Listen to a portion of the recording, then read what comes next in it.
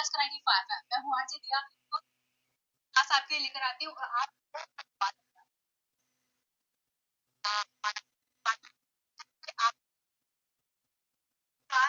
Education की बात करें, जैसे हम कल भी हम और आगे भी आज हमारे बीच में है mister Adnan Qadri.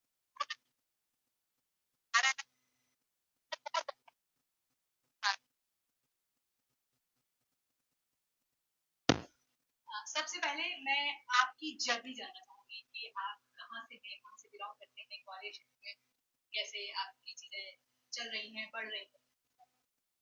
Basically ma'am मैं श्रीनगर से जे.एंड.के स्टेट से हूँ। तो जहाँ तक जर्नी का सवाल है, वो एक जैसे हम कहते हैं कि रोलर कोस्टर की तरह हो रहा है। इनिशियली डेज में जो मेरी बेसिक एजुकेशन हुई है वो श्रीनगर से हुई है। तो उसमें सबसे ये बड़ा फैक्टर रहा कि I grew up without my parents. तो एजुकेशन में वो फाइनेंशियल कॉन्स्टेंट बहुत ज्यादा आ गया। तो बेसिक एजुकेशन श्रीनगर में के बाद 12th में जब मैं पहुंचा तो पेरेंट्स साथ नहीं थे। तो एक आपको उस स्टेज पे एक ऐसा गार्डियन चाहिए, पेरेंट्स चाहिए जो आपको इस जो ये ट्रैक आप शुरू करना चाहते हैं 12th के बाद, क्योंकि ये जो ट्रैक आप ये जो चूज करते हैं ये आपकी जो आगे आने वाली 40 साल या 50 साल की जो लाइफ होती है वो डिसाइड करती है और ये इरिवर्सिबल होती है। तो आपके पीछे कोई ना कोई एक गार्डियन होना चाहिए जो आपको सही से वो एक गाइड करे। तो एट दैट टाइम एक ऑर्गेनाइजेशन के साथ मैं था, बेसिकली एनजीओ जो मुझे वहाँ पे पढ़ा रही थी। तो वहाँ पे मैंने फिर इंजीनियरिंग फील्ड चूज किया। At that time civil engineering का ज्यादा ये था, तो मैंने भी ट्रिपल ई एग्जाम दिया, फिर वो स्कॉलरशिप के थ्रू एक इंजीनियरिंग कॉलेज पंजाब में मेरा सिलेक्शन हुआ। तो there I completed my B Tech in civil engineering department. Education mostly in J&K and graduation I did the higher education that in Punjab. तो जे.एंड.के से ग्वालियर तक का जो सफर रहा है आपका, सबसे पहले यही कि ग्वालियर में कैसा लग रहा है? वेदर स्पेशली बहुत चेंज हो जाता है। देखिए मैम, जो बात करेंगे हम रिगार्डिंग वेदर की, अब आपने वेदर का एक टॉपिक छेड़ा है। यूजुअली जो हमारा कश्मीर है वो मोस्टली कोल्ड ज्यादा है एज कम्पेयर टू आइलैंड। काफी टेम्परेचर की काफी डिफरेंस है। बट मैंने जहां तक स्टडीज का भी रहा है सवाल और उसके बाद मेरी जो जॉब भी रही है मोस्टली वो आउट ऑफ जे.एंड.के स्टेट में। तो यूजुअली मैं ये ज्यादा फेस इश्यूज नहीं होते। बट दूसरी बात ये है कि जैसे हम आजकल बात करते हैं स्कूल्स में एसी रहने चाहिए। अगर आप वो लग्जरियस लाइफ बचपन से गुजारते आ रहे हैं तो देन आपको बड़ी डिफिकल्टीज आएंगी इन जगहों पे काम करने में। लेकिन अगर आपकी जो लाइफ है वो फुल ऑफ स्ट्रगल्स, तो जब आप स्ट्रगल में ही होते हैं तो ये चीजें फिर माने नहीं रखती। क्योंकि मैंने जो स्टडीज भी किए हैं, मुझे आज भी याद है जब हम पंजाब में पढ़ रहे थे तो शाम को हम हमारे जो मेट्रेसेस होते थे हम पूरा उन पे पानी डालते थे, फुल मेट्रेस, फिर उसी पे सोते थे, ऊपर से टॉवल भी गीली ले लेते थे। तो इनिशियल डेज में टेम्परेचर की बड़ी प्रॉब्लम आती, बट फिर यूज्ड हो गए। फिर मैंने करनाल में भी काम किया। तो अब ग्वालियर में है तो एज सच अभी तक तो ये नहीं है, बट अभी सुनने में आ रहा है कि इट विल इंक्रीज मोर। अभी तो शुरुआत, तो I am ready to face it. मई जून काफी टफ हो जाता है क्योंकि ग्वालियर का वेदर चाहे सर्दियां हो या गर्मियां हर चीज एक्सेप्ट होती है। अब बात करते हैं नारायण अकेडमी की। जब भी पेरेंट्स अपने बच्चे के लिए कोई अच्छा स्कूल ढूंढते हैं तो उनके बहुत सारे कंसर्न होते हैं। बच्चा किस जगह जा रहा है, क्या अच्छा मिलेगा, अच्छा पढ़ेगा, स्पेशली सिक्योरिटी का बड़ा होता है, सेफ फील करेगा या नहीं, सुरक्षित जा रहा है, सुरक्षित आएगा या नहीं। क्योंकि बहुत सारी चीजें आजकल मीडिया से या कहीं से भी होती है, तो पेरेंट्स सारे डरते हैं। तो क्या देता है नारायण टेक जो किसी पेरेंट्स को सेटिस्फाई कर सकता है कि हाँ। देखिए स्कूल की, मैं अभी नारायण स्कूल की बात थोड़ी देर बाद करूंगा, बट मेरी मैसेज जो सबसे पहले हम पेरेंट्स के बारे में बताएंगे कि पेरेंट्स को सबसे इशू बड़ा फेस होता है स्कूल चूज करने में। देखिए हमारे सेगमेंट्स है, nursery, LKG, UKG, then we have first, second, third, fourth, fifth, then we have sixth onwards. जब हम स्कूल चूज करें तो जो हमारे जो किड्स सेक्शन जो है लोअर सेगमेंट है, इसमें मैं पेरेंट्स के यहाँ को एक ये कहता हूँ कि आपने डिस्टेंस का बड़ा ख्याल रखें। आपको बच्चा कितना दूर भेजना है। हम कभी कभार सोचते हैं कि वो 20 किलोमीटर दूर एक स्कूल बहुत अच्छा है, हम बच्चे को वहीं भेजेंगे। अब 45 डिग्री टेम्परेचर में आप बस में 1-1.5 घंटा बच्चे को ट्रेवल करा रहे हैं, फिर वो जाके क्लासरूम में पहुंच के क्या वहां पे वो अटेंशन दे पाएगा अपनी स्टडीज को। फिर वो जब घर वापस आएगा वही 2 घंटे की जर्नी करके आएगा, क्या वो फिर घर में कुछ एक्टिविटीज करेगा। वो एक जरूरी कंसर्न यहाँ के पेरेंट्स के लिए मैं जो मैं देखता आ रहा हूँ ग्वालियर में, तो वो सबसे। और मैं ये नहीं कह रहा हूँ कि कुछ स्कूल्स यहाँ पे है वो रेजिडेंशियल एरिया से बहुत ज्यादा बाहर है, तो कोशिश ये करना है कि भले थोड़ा स्कूल घर में आप उसको थोड़ा सा अटेंशन ज्यादा दीजिए, ज्यादा डिस्टेंस पे आप स्कूल ना चूज कीजिए। सबसे इम्पोर्टेंट पॉइंट ये। सेकंड इम्पोर्टेंट पॉइंट जो पेरेंट्स के लिए है उसमें सभी के आते हैं। आपने आप बड़े खुश हो जाते हैं कि आपका बच्चा 95% 90% ला रहा है। दो फैक्टर जरूरी चेक करें। एक ये है कि एक अनफॉर्चुनेट थिंग जो है कि हम बच्चों को ना क्वेश्चन पेपर्स जब उनका एग्जाम होता है 2-3 दिन पहले पेपर का रिवीजन कराते हैं। तो रिवीजन कराने से क्या होता है कि बच्चा 95% 100% ले आता है, लेकिन उसकी जो बेस जो नींव हमने खोखली कर दी उसकी वजह से वो बच्चा फिर अभी तो ये क्रैक्स जो ये वर्ड्स है ना ये बड़े छोटे होते हैं, लेकिन जब वो हायर क्लास में जाता है तो ये वर्ड्स बहुत बढ़ जाते हैं। तो वो एक प्रॉब्लम इसकी वजह से आ जाती है जो ये हम पेपर रिवीजन कराते हैं। सेकंड थिंग जो इम्पोर्टेंट है कि आपका करिकुलम आपने चेक करना है कि आप बच्चे को प्रोवाइड क्या कर रहे हैं। फॉर एग्जाम्पल अभी हमारे सामने लैंडलाइन का फोन है और हमारे सामने मोबाइल फोन भी है। अब अगर आप बच्चे को पूरे साल लैंडलाइन पे पूरी तरह से ट्रेनिंग कराओगे, एक करिकुलम आपने दिया लैंडलाइन का, बच्चा पूरा टॉप कर रहा है। हेलो हेलो हेलो नमस्ते, मैं गोविंदपुरी से स्नेहा बोल रही हूँ। श्रीमती स्वागत है आपका, सवाल कीजिए। हाँ, मैं ये पूछना चाहती थी नारायणा स्कूल की क्या स्पेशलिटी है, क्या स्पेशल फीचर है। मैं अपने बच्चे के लिए स्कूल ढूंढ रही हूँ और क्या अभी एडमिशन चल रहे हैं। मैम देखिए, मैं पेरेंट्स से हमेशा एक चीज कहता हूँ कि जब आप फोन खरीदने जाते हैं ना तो आप बड़े टाइम निकाल के रिसर्च करके जाते हैं और फोन खरीद देते हैं, उसकी स्पेसिफिकेशंस देखते हैं। बट जब हमारे पास ये पेरेंट्स आते हैं, पता नहीं ये एक इन्वेस्टमेंट है हमारा बच्चे के ऊपर, उसके फ्यूचर जनरेशंस पे इन्वेस्टमेंट है। उस टाइम पे हम बड़ा इजीली इसको लेते हैं, छोटी छोटी चीजें फीस स्ट्रक्चर के बारे में वेरीफाई करते हैं, बट सीरियसली इस चीज पे ध्यान नहीं देते हैं। मैं चाहता हूँ कि आप ना पेरेंट्स कैंपस विजिट करें अच्छे से, मतलब मैं ये नहीं कहता हूँ कि आप बिल्डिंग्स देखें, हमारे प्लेग्राउंड्स देखें, आप ना एकेडमिक्स के रिलेटेड बात कीजिए, आप ना मॉरल वैल्यूज के रिलेटेड बात कीजिए। आप जो आप मुझसे पूछ रहे हैं इस वक्त के नारायणा के फीचर्स क्या है, मैम फोन यहाँ पे तो मैं आपको थोड़े बहुत फीचर्स गिनवा सकता हूँ, लेकिन बहुत अच्छा रहेगा अगर आप हमारे कैंपस विजिट करेंगे, हम 1 घंटा बैठेंगे, हमारी एकेडमिक टीम के साथ डिस्कशन करेंगे, बच्चे का एनालिसिस करेंगे, उसके प्रीवियस जर्नी के बारे में जानेंगे। उसके बाद हम एक अच्छा स्कूल चूज कर सकते हैं। मैं ये नहीं कहता हूँ कि आप नारायणा चूज कीजिए। मैं बेसिकली यहाँ पे एक नारायणा का रिप्रेजेंटेटिव नहीं आया हूँ, मैं एक बहस एक सिंपल काउंसलर बन के आया हूँ, पेरेंट्स को राइट गाइडेंस दे पाऊँ। तो आपको मोस्ट वेलकम मैं करता हूँ मेरे स्कूल में, आप आ जाए, हम 1 घंटा 2 घंटा बैठेंगे और बच्चे के बारे में पूरा डिस्कशन कर लेंगे। उसके बाद आप ग्वालियर का कोई भी अच्छा स्कूल खुद ही चूज कर सकते हैं, आपको मेरी गाइडेंस की जरूरत नहीं पड़ेगी। मैम कोई और सवाल आपका? Thank you so very much. Thank you for calling us, have a good. तो हमारा सेकंड पॉइंट ये था कि करिकुलम के बारे में हम डिसाइड करें। मैम मेरे पास लैंडलाइन फोन भी है, फोन भी है। अब अगर हमने एक बच्चा एक स्कूल में भेजा, वहां पे उसका लैंडलाइन फोन का पूरा करिकुलम पूरे साल पढ़ाया, उसके बाद eight the end of the year parents ने चेक किया पेपर तो 100 आउट ऑफ 100 आ रहा है। क्या हमारा बच्चा फिर मार्केट में जब जाएगा जहाँ पे मोबाइल फोन का एग्जाम दिया जाए, क्या वो कंपेटेबल है मार्केट में? हमने तो उसको करिकुलम ही प्रोवाइड गलत किया था, तो कैसे फिर उसकी कंपेटेबिलिटी बन सकती है?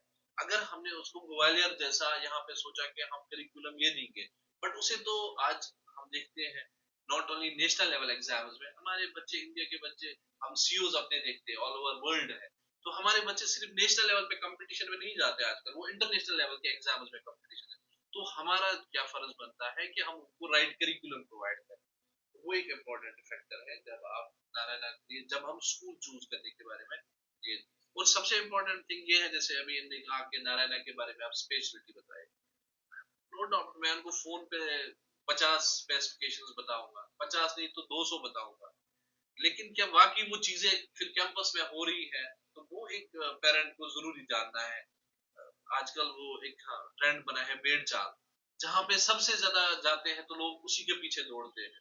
अब वो वहां पे ये नहीं देखते हैं कि क्या ऑन स्कूल में वहां पे वो इतना जो क्राउड वो ले रहे हैं, क्या वो मैनेजेबल है या नहीं, या कहीं वो बेड़ चाल के पीछे हमने नाम सुना, वो ना एक दिक्कत और एक है स्टेटस सिंबल, मेरा बच्चा उधर जा रहा है तो मेरा भी बच्चा वहां जाना चाहिए, सोशल मीडिया पे कुछ आया तो मेरा बच्चा भी उधर ही जाएगा। तो हम कभी कभार सोशल मीडिया इन्फ्लुएंस, कभी कभार रिलेटिव्स के इन्फ्लुएंस में, तो इन इन्फ्लुएंसेस की वजह से भी हम कभी कभार अपने बच्चे का स्कूल चूज करते हैं, जो कि बिल्कुल गलत। तो अगर आप ये कह रहे हैं अपने बच्चे के लिए अच्छा स्कूल, तो दूसरे से हमारे साथ इस चर्चा में कॉल कीजिए, हमारे स्टूडियो नंबर 40095955 पर, साथ ही हम फेसबुक पेज पे हैं, तो वहां भी आप हमसे पूछ सकते हैं। अभी आपके सवाल में मैंने एक चीज समझी कि कभी भी अपने बच्चे का जो स्कूल है वो बहुत दूर मत चूज कीजिए, खासतौर पर छोटे बच्चे। हाँ, लेकिन आजकल जो हम आसपास अपने माइंडसेट देखते हैं, अपने बच्चे को अच्छा पढ़ाने के लिए उन्हें ये डिसीजन लेना पड़ता है, क्योंकि शहर में जो अच्छे स्कूल है वो शायद शहर से बाहर ही है, तो ये थोड़ा सा उन लोगों के लिए, पेरेंट्स के लिए बहुत मुश्किल हो जाता है कि वो कैसे चूज करें कि हम बाहर वो स्कूल ज्यादा अच्छा है। शुरुआती ये होता है कि वो 1-2 क्लास तो अपने बच्चे को आसपास के स्कूल में पढ़ा देते हैं, फिर कोशिश करते हैं कि इन्हें बाहर ही भेजा जाए, तो जो व्हीकल होते हैं उसकी वजह से भी डर लगता है कि कैसे जाएगा सेफ्टी से, उसके बारे में भी जानना चाहिए। देखिए मैम, पहले तो मेरी मैसेज स्कूल ओनर्स के लिए होगी या जितने भी हमारे जो एजुकेशन के साथ ये करते हैं, स्कूल ऑफ रेजिडेंशियल एरिया के साथ में ही देखिए, भले ही छोटा हो, अगर आप इंटेंशन आपकी बिजनेस है तो फिर आप कभी अच्छा स्कूल रन नहीं कर पाओगे। अगर आपका इंटेंशन ये है कि हम एक अच्छी एजुकेशन प्रोवाइड करना चाहते हैं, तो फिर आप सक्सेसफुल हो जाएंगे। देखिए नारायणा यहाँ पे आ जाता है। हेलो हेलो, हाय, नमस्कार, मैं आपका नाम जानना चाहूंगी। मेरा नाम सृष्टि है, मैं मालूपुर से बात कर रही हूँ। हाय सृष्टि, अपना सवाल पूछिए। मेरा क्वेश्चन ये है कि मैंने 12th से किया था और मेरा 1 साल ड्रॉप हो गया है, और मैं बहुत ज्यादा कंफ्यूज हूँ कि मुझे क्या करना चाहिए। नीट का मैं रह गया है, तो मुझे क्या करना चाहिए समझ नहीं आ रहा है। 12th किया था उन्होंने, बट अब उन्हें नीट करना है, तो उनको समझ में नहीं आ रहा फिर भी कि वो क्या करें। देखिए आपने जो क्वेश्चन पूछा है ना, इसका मैं आंसर आपको इस तरह देना चाहता हूँ कि आप जिस स्टेज पे इस वक्त पूछ रहे हैं ना ये क्वेश्चन, ये बिल्कुल राइट टाइम नहीं है, बट आपको मैं डिसपॉइंट भी नहीं करना चाहता हूँ। देखिए मेरा बेटा यूकेजी में पढ़ रहा है और उनको मैंने कल देखा करिकुलम में पैसेज आई, और मैंने खुद पैसेज 9th क्लास में देखी है। तो इतनी ड्रास्टिक चेंजेस एजुकेशन में आई है ना, जो हम 10th में देख रहे थे वो आजकल 5th में है, और जो 5th में है वो आजकल नर्सरी 1st में है। और जब आप नीट की बात करते हैं या जेडब्ल्यू कॉम्पिटिटिव एग्जाम्स की बात करते हैं, तो आपका जो कंपटीशन है वो नेशनल लेवल का रहता है। आपका कंपटीशन जो है 22 लाख बच्चों के साथ होता है, तो आपने जो अपना गोल जो सेटअप करना है वो आपको एट द अर्ली स्टेज करना है। मैं तो कहता हूँ कि 6th ऑनवर्ड्स ही आप गोल सेटअप कीजिए, क्योंकि तब जाके आप 22 लाख बच्चों के साथ कंपटीशन में जा सकते हैं। अब इस टाइम आप जो मेरे से सजेशन मांग रहे हैं, मैं तो सिर्फ इतना कहूंगा कि आप अपना एक टेस्ट लीजिए अपना, आप जैसे जेडब्ल्यू का टेस्ट लीजिए अपना, बट उसमें आप मतलब वो प्योर, उसमें कोई कॉपिंग ना हो, मतलब आप एक खुद का एक वो कहते हैं ना कि अपना कॉन्शियंस का एक टेस्ट लीजिए कि आपका स्ट्रॉन्ग पोर्शन कौन सा है। अगर आपको mathematics, physics, chemistry portion strong है तो आप जेडब्ल्यू के लिए जाइए। अगर आपको लगता है कि आपका बायो, फिजिक्स और केमिस्ट्री स्ट्रॉन्ग है तो आप नीट के लिए जा सकते हैं। पहले आपने खुद ही अपने आप से पूछना पड़ेगा कि मेरा कौन सा टेस्ट, मेरा कौन सा पोर्शन स्ट्रांग। अब अगर आपको फर्दर थोड़ा सा चाहिए हेल्प, तो आप मेरे पास कभी भी, मैं आनंद नगर में होता हूँ, सरोल में होता हूँ, आप कभी मेरे स्कूल में विजिट कीजिए। नारायणा का एक पेपर आता है, मॉक टेस्ट का पेपर आता है, हम आपको वो दोनों पेपर्स प्रोवाइड करेंगे, उसमें कोई आपको चार्ज नहीं होंगे, वो आप टेस्ट कंडक्ट करेंगे।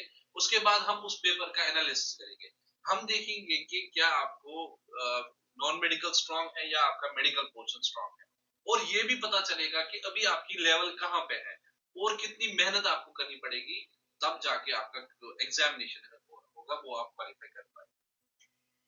सृष्टि, कोई और सवाल आपका? Hello, thank you for calling us, have a good day. तो आप भी जुड़ सकते हैं, चर्चा में कॉल कीजिए, हमारे स्टूडियो नंबर 40095955 पर साथ हम फेसबुक पेज से लाइव है, तो वहां भी आप अपने सवाल हमसे पूछ सकते हैं। हमारा जो सवाल था, यही सबसे इम्पोर्टेंट ये है कि हमें रेजिडेंशियल एरियाज के नजदीक स्कूल ओपन करने हैं, तब जाके हम ये जो प्रॉब्लम है ये सॉर्ट आउट कर सकते हैं। अब नर्सरी, ये सॉरी, नारायणा का जो ज्वाइनिंग का है उसकी वजह ही मेरी यही है। अब मैं वो थोड़ी सी स्टोरी शेयर करना चाहूँ। मैंने जितने भी बड़े स्कूल जो जिनको हम जो चेन है, बड़े बड़े स्कूल, वो मैंने सभी पेरिफेरी ऑफ द सिटी जो होता है वहां पे मैंने देखा। जब नारायणा ने अप्रोच किया तो उन्होंने कहा कि हमें 3 स्कूल ओपन करने हैं एक सिटी में। तो मैंने कहा कि इतना रिस्क आपने लेना है, तो वो भी सिटी के बीचों बीच, आप रेजिडेंशियल एरिया में जहाँ रेंट इतना ज्यादा होता है, इतने ऑपरेशनल कॉस्ट्स है, परमिशन है, तो कैसे आप 3 स्कूल एट अ टाइम। तो फिर जब मैंने उनका मिशन देखा, तो डॉक्टर नारायण सर जो हमारे फाउंडर है, उनका मिशन ये है कि मेरा 70% बच्चा जो है वो बाय फुट आना चाहिए, भले ही कैंपस छोटा हो, क्योंकि हमारा जो कैंपस है वो 1000 की स्ट्रेंथ हम ले लेते हैं, तो 1000 के लिए मुझे कोई ज्यादा लैंड भी नहीं चाहिए। तो फिर हमारा जो कैंपस है वो बिल्कुल मतलब हम चाहते हैं कि 1.5 एकड़ तक हो, जिसमें हम सारी फैसिलिटीज को, करिकुलर, एकेडमिक्स, सब कुछ हम बच्चे को वो प्रोवाइड कर पाए। तो जब मैंने देखा कि एक सिटी में आप 3 स्कूल इसलिए खोलना चाहते हैं कि मेरा बच्चा जो है 70% बाय फुट आ जाए, उसे ज्यादा बाहर जाना ना पड़े, और जो हम ये ट्रांसपोर्ट का भी एक खर्चा एक्स्ट्रा बढ़ाते हैं जो कि एकेडमिक्स में जाना चाहिए था, तो एक बच्चे को मजबूरन वो देना पड़ता है। तो उस वजह से नारायण कैमेंट इफेक्ट, अब जहां पे भी ये जाते हैं तो ये वो रेजिडेंशियल एरिया के कैचमेंट एरिया में, अभी हमारा जैसे सरोल में ब्रांच था, तो सरोल हमारा नियर टू रेजिडेंशियल एरियाज है, जो ही हमें लगा कि यहाँ की कैपेसिटी अब स्ट्रेंथ फुल हो रही है, तो हम आनंद नगर में आप जब देखेंगे तो बिल्कुल वो with in the residential area में है।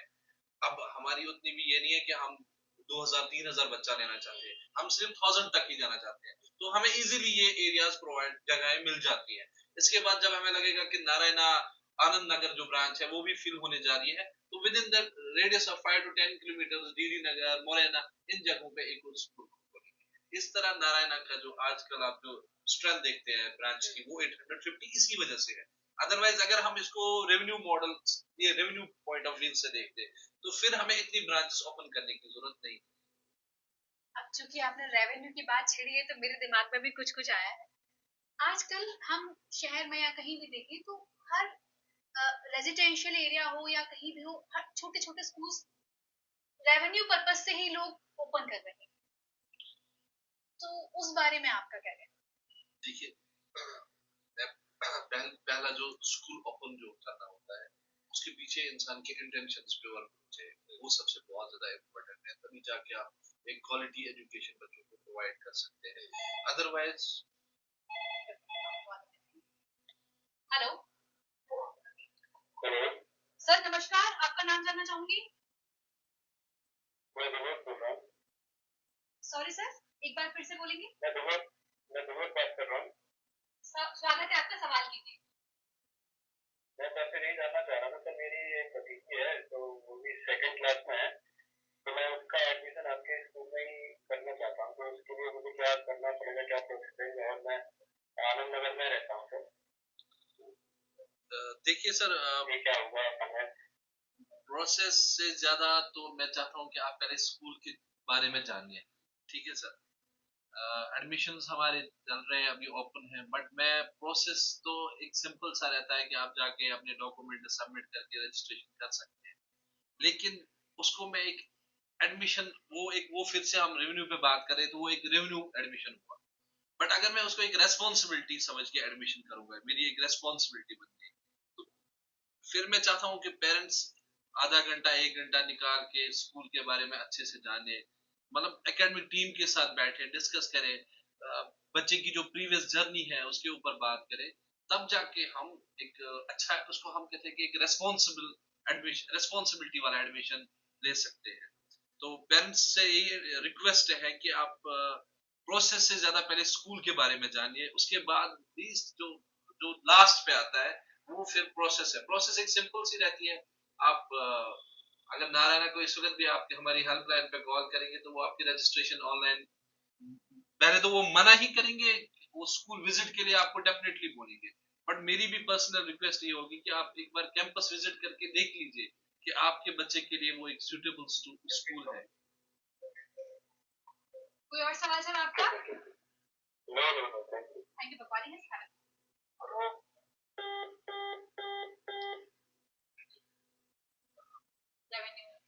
ठीक है, तो एक ये है कि दूसरा जो हमने बात छेड़ी थी करिकुलम, अब एक स्कूल आपने खोला, आप अगर एक्सपर्टीज एजुकेशन की नहीं होगी तो आप फिर वो जो अप्रोप्रिएट करिकुलम उसे अप्रोप्रिएट एज के हिसाब से देना है। अब न्यू एजुकेशन पॉलिसी भी हम डिस्कस करते हैं, तो वहां पे कई सारी चीजें पहले जो एजुकेशन मतलब स्कूल खोलने जा रहा हो तो उसे कई सारी चीजों की पहले खुद में इंफॉर्मेशन होनी चाहिए, तब जाके वो बच्चों में वो इम्पार्ट कर सकता है।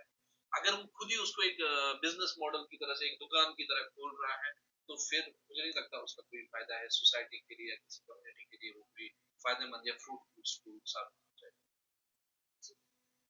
आजकल इसी को थोड़ा कंटिन्यू करते हैं, डे केयर स्कूल्स भी काफी लोग ओपन करने लगे हैं। तो क्या जो पेरेंट्स वर्किंग होते हैं वो अपने बच्चों को जो छोड़ के जाते हैं, तो क्या वो ठीक है उनके वर्किंग के हिसाब से? भाई हम जो एक ड्रास्टिक चेंज आई है एजुकेशन में, वो हम कहते हैं कि पेरेंट्स बोथ वर्किंग रहते हैं मोस्टली, तो कंसंट्रेशन ज्यादा उनकी नहीं रहती है बच्चों पे, या कहीं पे कुछ डिफेंस में हमारे यहाँ पे जॉब्स है मोस्टली, मैंने ग्वालियर में देखा। तो इन द अर्लियर जो ये जो वैसे तो कहा जाता है कि mother is the first school, mother's lap is the first school for a child, वो तो पुराने लोगों ने जो बातें कही है वो तो आज भी 100% करेक्ट है। तो हम पहले देखिए, फॉर एग्जाम्पल हम एक छोटी सी एग्जाम्पल देते हैं, हम घर में जब हमारे यहाँ पे बच्चा पैदा होता है तो मेरे यहाँ पे वो कश्मीरी बोलना शुरू कर देता है, आपके यहाँ पे हिंदी बोलना शुरू कर देता है, उसको हम कोई ट्यूटर नहीं लगाते या हम नहीं बैठते हैं उसको सिखाने के लिए, या पेरेंट्स बैठते हैं, वो जो एनवायरनमेंट में जो चीजें हो रही होती है वो ग्रास्प कर लेता है, तो वो आहिस्ता आहिस्ता वो जो स्पीक उसकी नेटिव लैंग्वेज जो होती है वो बोलना शुरू कर देता है। तो तभी जो कहा जाता है कि mother's lap is the first school for a child. तो अर्ली स्टेज में तो पेरेंट्स को या तो वैसी जो प्रेपरेटरी स्कूल है या तो वैसा होना चाहिए जहाँ पे इंडिविजुअल अटेंशन बच्चे को दे पाया जाए। अगर फिर उसको वो हमने वो रेवेन्यू उस प्रॉफिट की वजह से खोला हो या पैसे कमाने की वजह से, तो फिर हमारा गोल वो पूरा नहीं हो पाएगा। तो कोशिश तो पहले ये करनी है कि पेरेंट्स खुद अर्ली स्टेज होता है बच्चों के, जिसमें मॉरल वैल्यूज डेवलप होते हैं, ओवरऑल डेवलपमेंट होती है बच्चों को, उनको इमोशनल सपोर्ट चाहिए, कई सारी चीजें इस स्टेज में चाहिए। मैं छोटी सी एग्जांपल दूंगा पेरेंट्स को समझाने के लिए। अभी मेरा बच्चा PP2 में एक पढ़ रहा है यूकेजी में, और एक 3 साल की बेटी है। अभी जब मैंने बच्चे के लिए बुक्स लाई थी, ये मैं पेरेंटिंग पे बता रहा हूँ, तो मैंने जब बच्चे को बुक्स लाई बड़े बच्चे को, तो छोटी बेटी मुझे कह रही है कि आप पापा बड़े इससे भैया से ज्यादा प्यार करते हो। मतलब ये में जो हमारे टाइम पे मुझे लगता है अगर हम यूनिफॉर्म के बगैर भी शर्ट अच्छी ना होती तो स्कूल जाते हम माइंड इतना नहीं करते थे, लेकिन जो वो बहुत एक ड्रास्टिक चेंज आई है ना बच्चों में, उनकी सोच में आई है। अब हमारे हाथ में पूरी दुनिया है, मोबाइल है, तो इन चीजों से कहीं ड्रास्टिक चेंजेस आई है। तो पेरेंट्स को पेरेंटिंग खुद पहले सीखनी पड़ेगी, तब जाके हम अर्ली स्टेज में बच्चे की एक अच्छी डेवलपमेंट कर सकते हैं। जैसे कि आपने कहा कि पहले पेरेंट्स को खुद पेरेंटिंग सीखनी पड़ेगी। कई बार पेरेंट्स के कुछ सपने होते हैं जो अक्सर वो बच्चों पर डालते हैं कि हम ये नहीं कर पाए तो मैं और कई बार उसी प्रेशर में बच्चा इतना प्रेशराइज हो जाता है कि उसको खुद नहीं पता चलता, वो खुद भी नहीं कुछ कर पा रहा है और जो वो चाह रहे हैं वो तो वो कर भी नहीं पा रहा है। मेरे पास ना बच्चे आते हैं 6, 7, 8, क्योंकि अब मैं समझता हूँ कि इनकी मैच्योरिटी लेवल बढ़ गई। मैं आपको एक एग्जाम्पल देता हूँ, उनके पेरेंट्स भी साथ होते हैं। देखो जो हमने किया, मैं भी एक पेरेंट हूँ इस वक्त, या जो आसपास हमारे लोग हैं पेरेंट्स, जो उन्होंने किया वो दैट चैप्टर इज क्लोज ना, ठीक है। अब एक पेरेंट का क्या होता है, पेरेंट एक धागे की तरह है, जो काइट हमारे पास होती है ना, काइट। बच्चा जो होता है वो काइट है, धागा अगर हम फेंकेंगे वो उड़ान नहीं भर सकता है। अब वो धागा कैसे उड़ान भरेगा, वो जब उस पतंग के साथ जुड़ जाएगा, पतंग जितनी उड़ान लेगा वो धागा उतनी उड़ान ले सकता है। तो ये बच्चों के लिए मैं मैसेज भेजना चाहता हूँ कि आप जितनी अपनी उड़ान भर सकते हो ना, वो धागा आपके पीछे पीछे आएगा। एक फॉर एग्जाम्पल, हमारे यहाँ पे कोई फॉर एग्जाम्पल डॉक्टर सुरभि करके लेंगे एक नाम, ठीक है। तो अगर बच्चा कल को डॉक्टर सुरभि बन जाता है, तो उसके पेरेंट्स जो हैं वो कितना प्राउडली ये कहते हैं कि मैं डॉक्टर सुरभि का फादर हूँ। तो वो उनका वो जो चेस्ट है ना, वो कहते हैं ना, वो फूल जाता है। तो वो एक पतंग की तरह आपने बनना है अपने पेरेंट्स के लिए, तब जाके वो उड़ान भर सकते। और पेरेंट्स के लिए जो सबसे ज्यादा इंपॉर्टेंट मैं पॉइंट डिस्कस करना चाहता हूँ, देखिए ये जो आप जो इन्फ्लुएंस में आते हैं ना, बच्चों से डिफरेंट डिफरेंट चीजें कराते हैं, अगर आप दे, आपके सामने कितनी एग्जाम्पल्स हैं अदर फील्ड्स की। We have Virat Kohli, we have Sachin Tendulkar, we have Shahrukh Khan, we have number of celebrities, we have singers, we have, और वो जो 10 to 4 जो जॉब कर रहे हैं, उनसे कहीं ज्यादा उनके मतलब वो कमा रहे हैं इन टर्म्स ऑफ, अगर हम मनी भी देखेंगे या उनका फेम भी देखेंगे, या कई सारी चीजें जो सक्सेस हम डिफाइन, वैसे सक्सेस हम पैसों से डिफाइन नहीं करते हैं, बट थोड़ा सा मैं इस वक्त, क्योंकि हमारे पास टाइम का भी उतना ज्यादा ये वो तो बाउंडेशन होगी, बट अगर हम एक दूर से सक्सेसफुल इंसान देखते हैं, तो कहीं हमारे सामने सेलिब्रिटीज हैं, कई सारे बिल्स हैं। तो आप इन्फ्लुएंस में मत आइए, पेरेंट्स का देखिए कि उनका रुझान किस ओर ज्यादा है। वो जैसे मैंने सुना है कि फिनलैंड में जो एजुकेशन सिस्टम है, वहां तो वैसे 6 साल तक पहले बच्चों को स्कूल भेजते नहीं है, वो मॉरल वैल्यूज पे ही काम करते हैं। उसके बाद स्कूल में ना कई सारे एक रूम्स होते हैं, उधर फुटबॉल होता है, उधर क्रिकेट होता है, उधर बैडमिंटन होता है, उधर म्यूजिक की क्लास है, उधर साइंस की क्लास है।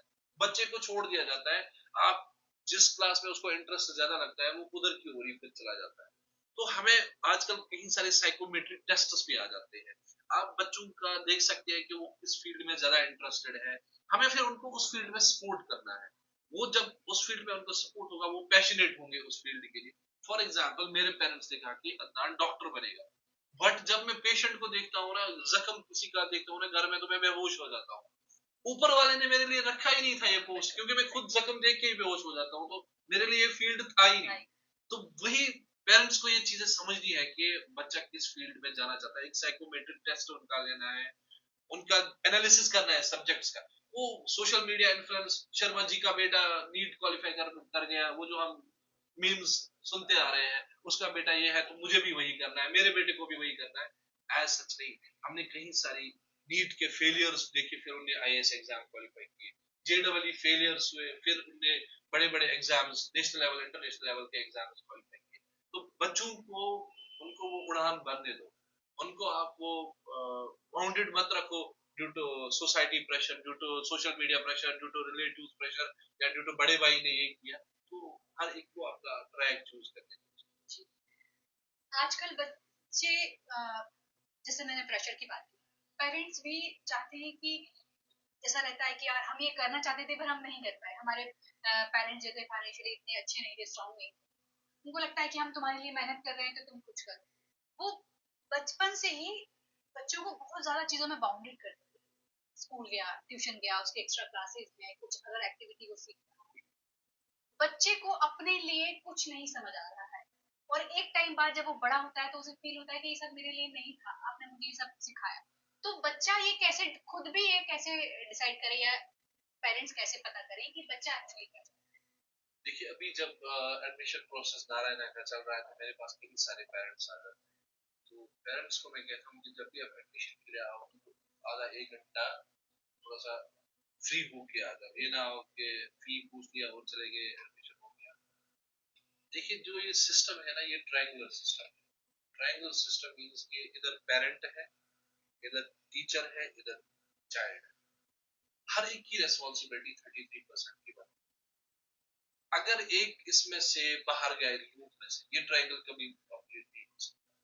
एक ट्राइपॉड जिसे कहते हैं हम, 3 स्टैंड होता है, 33% सबकी रेस्पॉन्सिबिलिटी। हर एक को अपना रोल जो है वो निभाना है इसमें। अब हम कैसे एक बच्चे के रिलेटेड अच्छा फ्यूचर सोच सकते हैं? फॉर एग्जाम्पल, कुछ चीजें जो है बच्चा वो पेरेंट के साथ डिस्कस करता है, टीचर के साथ नहीं कर पाता। जब पेरेंट टीचर और चाइल्ड का लूप होगा, जो चीजें वो पेरेंट के साथ डिस्कस करेगा वो टीचर के पास आता है। कुछ चीजें वो आजकल टीचर के साथ फ्लेक्सिबल रहता है, बट पेरेंट्स के साथ उतना ज्यादा फ्लेक्सिबिलिटी नहीं रहती, तो फिर वही लूप आ जाता है। अगर हम लूप में हैं तो पेरेंट्स को वो चीजें पता चलती है। देखिए, एक अनफॉर्चुनेट थिंग है कि हम क्या करते हैं, स्कूल वालों को पैसा दिया और फिर हम देखेंगे पीटीएम के दिन या देखेंगे रिजल्ट के बाद। अगर हम इसके बरक्स एक मॉनिटरिंग सिस्टम रखेंगे, फॉर एग्जांपल मैंने एक बच्चे को नारायणा में अभी एडमिट कर लिया, मैं अप्रैल एंड में चला जाऊंगा, मैं उस एकेडमिक टीम से मिलूंगा वहां पे। जैसे हमारे यहाँ पे हमने ये प्रोग्राम शुरू किया है कि मैं हर मंथ के एंड पे पेरेंट्स को फोन करके उनको बुलाना नहीं चाहूंगा, मैं उनको ये एहसास दिलाना चाहता हूँ कि आप आ जाइए, हमारे साथ बैठिए। अप्रैल में अगर हमें बच्चे में कोई कमी लगी या उसकी स्ट्रेंथ दिखी, हम उस पर वर्क करेंगे। फिर मई एंड में फिर से आप आ जाए, न कि आप पीटीएम का वेट कीजिए, जो हम एक फॉर्मेलिटी के तौर पे मानता हूं मैं उसे। मे भी कुछ लोगों को पसंद आए, बट मैं उसे एक फॉर्मेलिटी कहता हूं। आप एक दिन में 3000 पेरेंट्स को बुला के एक पीटीएम कंडक्ट करते हो, क्या डिस्कशन आप पेरेंट्स के साथ कर सकते हैं?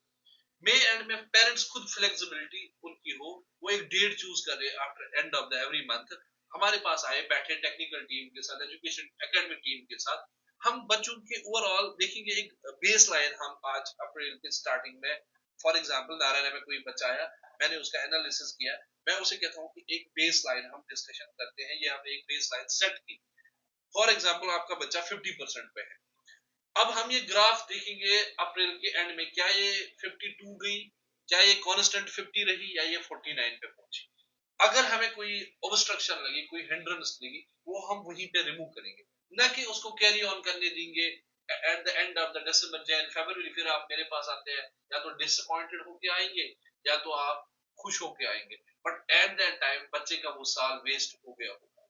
अगर आप कंटिन्यूसली, मैं नहीं कहता हूं कि आप घर में बच्चे को आधा घंटा शाम को पकड़ो, आप उसको कोचिंग भेजो। नारायणा हमेशा कोचिंग के अगेंस्ट ही है। वो कहता है कि अगर हम इंटीग्रेटेड करिकुलम आपको प्रोवाइड कर रहे हैं, हम, एक होता है बोर्ड, एक होता है कॉम्पिटिटिव एग्जाम, अगर हम आपको कॉम्पिटिटिव के लिए तैयार कर रहे हैं, बोर्ड तो इटसेल्फ कंप्लीट हो ही रहा है, तो आपको बच्चे को कोचिंग भेजने की जरूरत नहीं। सिर्फ मेरा इतना ये है कि आप अकाउंटेबिलिटी स्कूल से रखें। आप पूछिए उनसे कि मैंने आपको इस मंथ इतना पैसा पे किया, फॉर एग्जाम्पल मैंने आपको 6000 रुपए पे किया, इसको नंबर ऑफ डेज से डिवाइड करेंगे 20, तो 300 रुपए मेरा आज 1 अप्रैल को आपका गया। हमारे घर में मिस्त्री आता है, उसको हम 600 रुपए देते हैं, पूरा दिन चेक करते हैं, दीवार ठीक चढ़ी, वो कहीं तो बैठा नहीं, लेकिन वो तो हमारा एक्सपेंडिचर है, वो दीवार फिर से अगर गलत हुई तो फिर से हम इसको रिकंस्ट्रक्ट कर सकते हैं। लेकिन ये बच्चे का फ्यूचर है, ये उसकी, ये आप लोगों का इन्वेस्टमेंट है, ये एक फ्यूचर जनरेशन का डिसीजन लेने जा रहे हैं।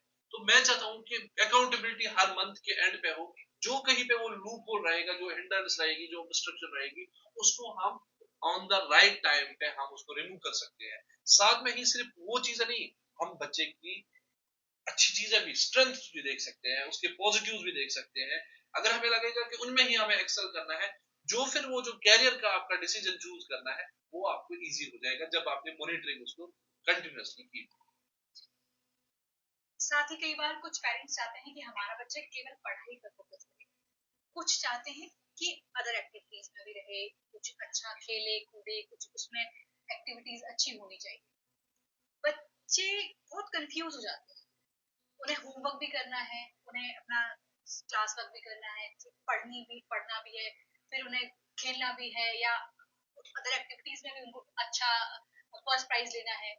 तो ये बच्चों को कितना, मतलब क्या कहते हैं आप इस बारे में? अगर हम इसका वो ढूंढेंगे ना कि फॉल्ट कहाँ पे है, हाँ। वही हमें ढूंढेंगे। हमें वो नहीं देखना है कि बच्चा उधर भी जाना चाहता है, इधर भी जाना चाहता है, या सिर्फ एकेडमिक के साथ। हमें बेसिकली ढूंढनी है फॉल्ट लाइन कहाँ है। मैं, एक अनफॉर्चुनेट थिंग है कि मेरी कोचिंग जो हुई है वो 11th में हुई, जब हम, उन दिनों में हमें कोई गाइडेंस नहीं हुआ करती थी, हम राइट टाइम पे डिसीजन नहीं लेते थे कि हमें जिंदगी में क्या करना है। आजकल तो सोशल मीडिया सब कुछ है, हम कई सारे यूट्यूबर्स देखते हैं तो इंस्पिरेशन की कई सारी कहानियां आती है। अब पेरेंट्स भी पढ़े लिखे हैं, फॉल्ट लाइन फिर भी ढूंढने की जरूरत है। अगर आपका बच्चा सुबह 8:30 जा रहा है, 2:30 वो वापस आ रहा है स्कूल से, मुझे आप बता दीजिए, आप एक अच्छा अमाउंट वहां पे पे कर रहे हैं, उसके बाद बच्चे को कोचिंग की क्यों अगेन जरूरत पड़ती है? अगर वो 6-7 घंटे स्कूल में दे रहा है, फिर भी अगर उसको नीड कोचिंग सेंटर की पड़ रही है, तो मेरे से लिख लीजिए आपका स्कूल राइट नहीं है, आपने गलत स्कूल चूज किया है। या तो आपके बच्चे में कोई प्रॉब्लम है, उसका बेस ठीक नहीं है, या आपका स्कूल ठीक नहीं है। कहीं ना कहीं पे वो प्रॉब्लम आपने ढूंढनी है, वो आपको मॉनिटरिंग से ही पता चलेगा। अगर आपने उसको स्कूल भेजा, देखिए मैम, मैं अभी मेरे पास केमिस्ट्री पढ़ने के लिए बच्चा आया, मैंने उसको एटम पढ़ाया, ठीक है। अब जाके वो कोचिंग चला गया 4 बजे, वहां पे उसको मॉलिक्यूल पढ़ाया गया। अब ऐसे ही 10 सब्जेक्ट्स हैं, 10 टॉपिक्स मैंने इधर पढ़ाए, 10 टॉपिक्स कोचिंग वाले ने पढ़ाए। अब वो जाके घर पहुंच गया, घर में वो किस चीज पे फोकस करेगा? ना ही वो स्कूल पे फोकस कर पाएगा, ना ही कल टेस्ट कोचिंग में भी है, कल स्कूल में भी है। ऐसे बच्चे फिर डिप्रेशन में चले जाते हैं, फिर हम देखते हैं सुसाइड्स। तो हमें पहले देखना है कि उसकी अगर स्कूलिंग में इतने आवर्स जा रहे हैं, नारायणा ने प्रोग्राम अच्छा शुरू किया है, integrated integrated programme 6th onwards हम बच्चों के लिए उनको एक कॉम्पिटिटिव अप्रोच के लिए तैयार करते हैं from the very 6th class. तो बच्चे को हम कोचिंग इतना डिस्करेज करते हैं कि आपको कोचिंग जाने की जरूरत ही नहीं है, हम वो सारी चीजें आपको इसी टेन्योर में प्रोवाइड कर रहे हैं और कोऑर्डिनेटेड वे में है। मैं अगर एटम पढ़ाऊंगा बोर्ड के लिए, तो कॉम्पिटिटिव एग्जाम के लिए एटम पे ही थोड़ा सा 15-20% का इन डेप्थ हम पढ़ाएंगे। अब वो जब घर जाएगा, उसके पास एम्पल टाइम पड़ा है, या तो वो सेल्फ स्टडी के लिए कर सकता है या अदर एक्टिविटीज में कर सकता है। लेकिन अगर आपने उसको इतना प्रेशर डाल दिया, पहले बेटा आप जाओ स्कूल, वहां से आके कोचिंग जाना है, वहां से आपको ना ही वो स्कूल का रहेगा, ना ही वो करिकुलर एक्टिविटीज का रहेगा, तो फिर वो जो प्रॉब्लम आती है वो ऐसे बच्चों में आती है। हम फॉल्ट लाइन को नहीं ढूंढते हैं, हम जब वो प्रॉब्लम हो जाती है ना, हम उस प्रॉब्लम को सॉर्ट आउट करना चाहते हैं, लेकिन वो प्रॉब्लम कैसे सॉर्ट आउट होगी? जिसकी वजह से वो हुई है वहां तक हम जा ही नहीं पाते हैं। तो वो वही उसी स्टेज पे वो रिमूव करनी है। हमें एक अच्छा स्कूल चूज करना है, ताकि बच्चे के पास भी एक एम्पल टाइम फिर डिसाइड करने में लगे कि थोड़ा सा हम सभी मतलब एक तो वो एसेज लिखते थे हम बचपन में कि हम क्या कहते थे हम लोग के पढ़ना भी जरूरी है, कि सिर्फ फिजिकल बॉडी के लिए तो हम कई चीजें पढ़ रहे थे, तो वो चीजें रियली है कि हमारी बॉडी को चाहिए ये सारी चीजें, तब जाके हम बैलेंस कर पाएंगे हर एक चीज। वो इम्पोर्टेंट है कि आपने बेस्ट स्कूल चूज करना पड़ेगा, तब जाके बच्चे पे अंडर प्रेशर नहीं आएगा, फिर उसके पास एम्पल टाइम है कि वो कोई भी डिसीजन ले सकता है। मुझे लगता है इससे अच्छा डिस्कशन तो पढ़ाई के ऊपर हो ही नहीं सकता। अगर आप सुन रहे हैं इस बात को ध्यान दें, अपने बच्चे को प्रेशराइज मत करें, उसको करने दें वो जो कर रहा है, और पता करें कि वो करना क्या चाहता है। कई बार आपके सपने भी रह जाते हैं, वो भी पूरा नहीं कर पाता है, और उसके क्या सपने थे वो आप पता ही नहीं कर पाए। तो अपने बच्चे को अच्छा एजुकेशन देने के लिए अच्छा स्कूल ढूंढें, वो क्या करना चाहता है वो पता करें। और केवल ये जो आप हमें फोन करते हैं कि क्या क्वालिटीज हैं, हम जानना चाहेंगे, हमें अपने बच्चे के लिए एडमिशन चाहिए, आप जाएं, पता करें। आप नारायणा ही जाएं, आप वहां जाके पता करें कि क्या आप चाहते हैं एक स्कूल से, क्या आपका बच्चा वहां से फील करेगा या नहीं, या वो आपके रिक्वायरमेंट पे फुलफिल उतरे होंगे कि नहीं। तो सर, आपकी डेली लाइफ के बारे में भी जानना चाहूंगी थोड़ा सा, कि आप अपना टाइम कैसे मैनेज करते हैं। और मैं सुबह मॉर्निंग अर्ली उठता हूँ 6 बजे, फिर प्रेयर्स के बाद तो अब थोड़ा सा जब इसमें जोनल हेड की रेस्पॉन्सिबिलिटीज आई है, तो 2 ब्रांचेस है प्लस जेएनके का भी एक्सपेंशन देख रहा हूँ। तो टू बी वेरी ऑनेस्ट, बहुत ज्यादा एंगेज्ड ज्यादा रहते हैं इन चीजों में, तो कई सारी मीटिंग्स होती है, रेस्पॉन्सिबिलिटी होती है। बट मेरा जो सबसे बेस्ट टाइम दिन में गुजरता है, इन एडिशन टू मीटिंग्स, मैं मैक्सिमम काउंसलिंग्स पेरेंट्स की खुद ही लेता हूँ। जो पेरेंट्स अपने बच्चे के लिए रियली सीरियस रहते हैं, मैं उनके साथ आधा पौना घंटा बिताता हूँ। मैं उनको कहता हूँ कि मैं आज भी आपके प्लेटफॉर्म के थ्रू पेरेंट्स को ये बताना चाहता हूँ, आप भले ही नारायणा में एडमिशन ना लीजिए, मतलब अब मेरा भी 15 इयर्स का एक्सपर्टीज है, मोर देन 1500-1600 बच्चों की मैंने काउंसलिंग की है। मैं चाहता हूँ कि आपको जब भी स्कूल चूज करना हो ना, तो 10-15 मिनट के लिए नारायणा स्कूल में आप आ जाए मेरे पास। एजीएम का जोनल हेड का ऑफिस हमेशा आप लोगों के लिए ओपन रहेगा, भले ही आप नारायणा में एडमिशन ना लीजिए, आप काउंसलिंग के लिए एक बार जरूर आ जाइए, फिर डिफरेंस देखिए आपको स्कूल चूज करने में इतना इजी हो जाएगा, बच्चे पे अनड्यू प्रेशर आप नहीं डालेंगे, और अप्रोप्रिएट आपको पता चलेगा कि मेरा बच्चा चाहता क्या है और किस स्कूल में इसके लिए बेस्ट एजुकेशन है। ये मैं एज ए नारायणा नहीं बता रहा हूँ, ये मैं जो मेरा असली प्रोफेशन है, मैं एक अच्छा काउंसलर बनना चाहता हूँ लाइफ में, पेरेंट्स की काउंसलिंग करना चाहता हूँ, क्योंकि मेरा अपना जो एक जो यहाँ से निकलती है आवाज, वो मैं पेरेंट्स के साथ शेयर करना चाहता हूँ। अगर मैंने बच्चों के लिए कुछ अच्छा किया ना, तो ऊपर वाला मेरे बच्चों के साथ अच्छा करेगा। ये मेरी प्योर इंटेंशन है। क्या कहना चाहिए ग्वालियर वासियों को? ग्वालियर के लोग बहुत सीधे हैं, मेरे पास आते हैं, मतलब दिन में मैं उनके साथ कहीं ज्यादा टाइम बिताना चाहता हूँ, तो इधर मैं प्रोलॉन्ग काफी देर तक करना चाहता हूँ, बट अब डेस्टिनी में क्या लिखा होगा, कब तक लिखा होगा। लेकिन जो लोग मेरे पास आ रहे हैं, इतना अब चेंज जो आ रहा है यहाँ पे एजुकेशन सेक्टर में, लोग बहुत ज्यादा बच्चों पे फोकस करते हैं अब। पहले मैंने सुना था कि लोग जैसे मेरे पास आते हैं कि पहले यहाँ पे ज्यादा उतना ज्यादा फोकस नहीं दिया जाता था, लेकिन अच्छा है, अच्छे अच्छे स्कूल्स आएंगे तो कंपटीशन बढ़ेगा। जो यहाँ पे स्कूल्स ऑलरेडी थे वो भी अपग्रेड कर रहे हैं, क्योंकि सुनने में आ रहा है कि कई सारे स्कूल्स पता करते हैं कि नारायण में क्या चीजें अच्छी चल रही है, तो हम भी वो चीजें इम्प्लीमेंट करेंगे। तो कंपटीशन जब हेल्दी होगा तो बहुत सारी चीजें अच्छी हो जाएंगी। लेकिन पेरेंट्स एक चीज बहुत यहाँ पे जो ड्रास्टिक चेंज ये आ रही है कि पेरेंट्स काफी सीरियस हो रहे हैं अपने बच्चों के एजुकेशन के रिलेटेड। वो एक पॉजिटिव स्टेप है, क्योंकि जब मैं आपको सिंपल एग्जांपल देता हूँ। फॉर एग्जांपल पोता अभी मेरे पास आया, फॉर एग्जांपल किसी का बेटा आया पढ़ने के लिए, उसका ऑब्वियसली ग्रैंडफादर होगा। पोता तभी अच्छा स्कूल, मतलब वो बच्चा तभी अच्छे स्कूल में जा पाएगा जब उसका फादर जो है उस काबिल बना हुआ होगा कि वो किसी अच्छे स्कूल में उसको डाल सकता है। अब जो वो पेरेंट है वो इस काबिल इसलिए बना क्योंकि उसके फादर ने मेहनत की थी। अब अगर हम देखते हैं वो जो फादर की जो मेहनत है ना, वो थर्ड जनरेशन में चली गई। तो जब आप एक बच्चे को पढ़ा रहे होते हैं ना, तो आप ये मत समझ लीजिए कि आप अपनी लाइफ के लिए अच्छा कर रहे हैं या उस बच्चे की लाइफ के लिए अच्छा कर रहे हैं, वो आप आने वाली जनरेशन के लिए अच्छा कर रहे हैं। एक जनरेशन अगर आपका बच्चा अच्छा पढ़ लिख चुका, मतलब पढ़ के निकला स्कूल में से और अच्छी किसी पोस्ट पे चला गया, तो उसकी जो आने वाली जनरेशन है उनकी लाइफ उसकी वजह से इम्पैक्ट। जैसे अभी हम देखते हैं कि जिन बच्चों के ग्रैंडफादर्स ने अच्छा किया है, उनके पेरेंट्स ने फिर अच्छा किया है, फिर उनके बच्चे अच्छा करना चाह रहे हैं, कर रहे हैं, तो वो उस वजह से हो जाता है कि जनरेशन पे उसका इम्पैक्ट पड़ता है। तो अगर आप अभी भी ग्वालियर में कुछ चीजें हैं जो है कमियां, क्योंकि हम अभी ओवरऑल इंडिया ही डेवलपिंग स्टेज में है, बट अगर हम बढ़ना चाहते हैं आगे, एज ए होल नेशन की हम बात करेंगे, फिर एज ए कम्युनिटी जब हम ग्वालियर की बात करेंगे, तो मुझे लगता है कि सिर्फ एजुकेशन ही एक वो वेपन है, वो टूल है हमारे पास, जिससे हम आगे बढ़ सकते हैं और हम एक डेवलप्ड नेशन की ओर जा सकते हैं। इससे अच्छा सेशन तो सच में नहीं हो सकता कि एज काउंसलर सर ने इतनी सारी बातें बताई पेरेंट्स के लिए, बच्चों के लिए, कि आप अपने बच्चों को सुने। पेरेंट्स जो डर रहे हैं वो ना डरे, या वो जो चाहते हैं पहले अपनी चीजें डिसाइड करें कि आप चाहते हैं। तो अगर आप अपने बच्चे को अच्छी एजुकेशन देना चाहते हैं तो पहले उसे समझें, और वो क्या चाहता है या आप क्या चाहते हैं, दोनों डिसाइड करें, फिर एक अच्छा स्कूल चुने और अपने बच्चे को पढ़ाएं। पढ़ाई, जैसा कि सर ने कहा, एक ऐसा टूल है जो आपकी पूरी आगे की जनरेशन को अच्छा कर सकता है। तो अच्छा अपने साथ भी कीजिए, अपने बच्चों के साथ भी कीजिए, और जुड़े रहिए हमारे साथ। सर आप आए, आपका इतना अमूल्य समय हमें दिया, उसके लिए बहुत मेरा मैं अपोलोजाइज भी करूंगा उसलिए कि मैं, आपने जो क्वेश्चंस पूछे, मेरा बार बार अटेंशन काउंसलिंग की ओर जाता है। हालांकि आपने पूछा था आपका डेली रूटीन क्या है, टू बी वेरी ऑनेस्ट, क्योंकि मेरा अब काउंसलिंग के साथ इतना वो पैशनेट हुआ हूँ मैं कोई भी बात छेड़ू ना तो मैं काउंसलिंग की ओर ही चला जाता हूँ। मेरा मोस्टली इसी के साथ टाइम बीत जाता है।